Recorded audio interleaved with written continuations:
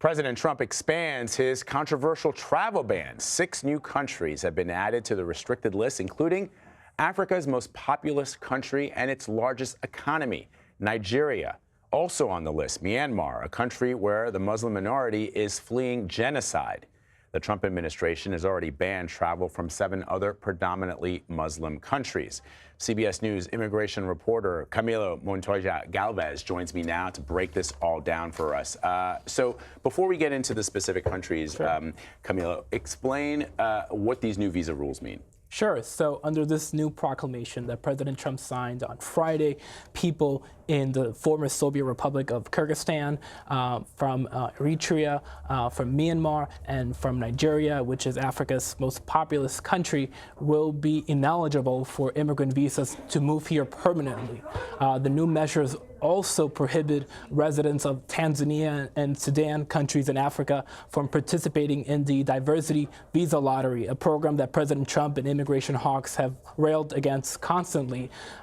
And what is important to underscore here, Vlad, and we were discussing this before getting on air, is that although we are calling this an expansion of the so-called travel ban, this really is an immigration ban, because all the measures ban certain ways to move here permanently. They do not affect short-term business and tourist visas, so it does not affect travel to this country. It affects immigration to the U.S. Right. So explain, just sort of, let's make a finer point of explaining Sure. what that is. I mean, it doesn't mean that somebody from Nigeria can't come here to visit the United States. It doesn't Correct. mean somebody from Nigeria can't come here and even work on a work visa. But it does mean that if they have family here and they want to join their family and reside in the United States and maybe at some point even seek citizenship, it makes it harder. Yeah, it will virtually end immigration from Nigeria and the other countries I mentioned in Africa and Asia.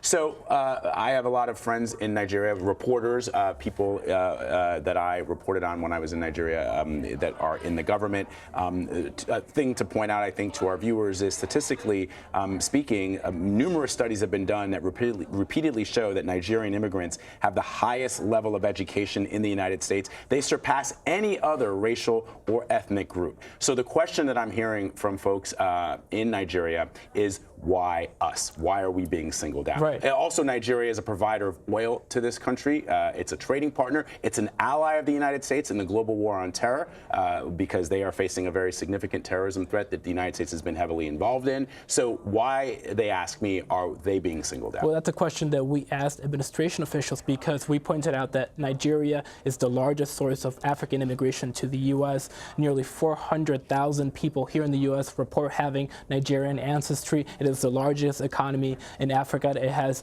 210 million inhabitants in Africa, by far the most populous country there. And we asked them, why target them? They are a key U.S. ally, as you mentioned.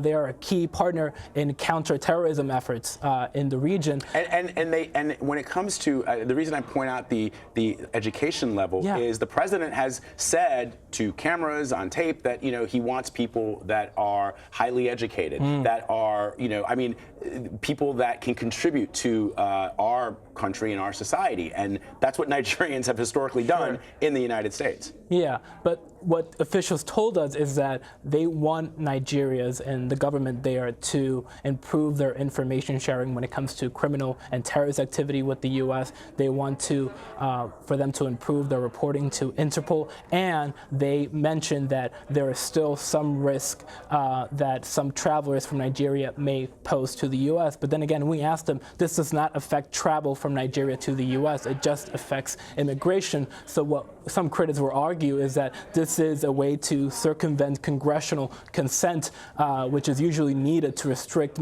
immigration from certain countries, to implement a categorical ban on the country. Right. I mean, in other words, if it's about protecting Americans from somebody who may have a nefarious plot in mind, they can still come here and show up on a tourist visa and do whatever they need. Right. So how is these new countries affecting the countries that were previously on the ban? Right. Or what is the major difference, I guess? Right. So this proclamation maintains the restrictions on those 7 original countries. Remember that in his first days in office, President Trump issued this first version of the travel ban, fueling chaos in airports and eliciting this massive outcry across the country because they targeted 7 predominantly Muslim countries, and during the campaign, he pledged to order a complete and total shutdown of Muslim immigration to the country. He then revised that first order to exclude Iraq and to include Venezuela and North Korea. That was challenged as well, and a federal judge said it was still discriminatory against Muslims.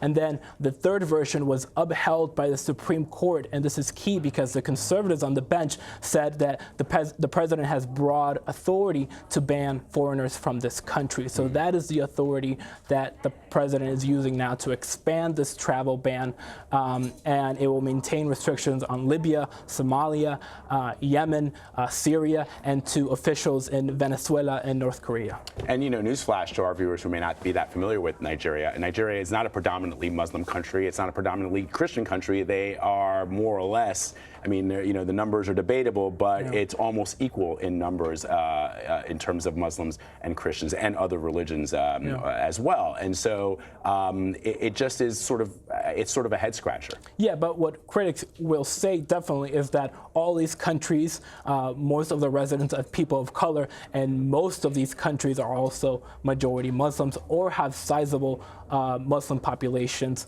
like Nigeria or Tanzania or Sudan or Kyrgyzstan.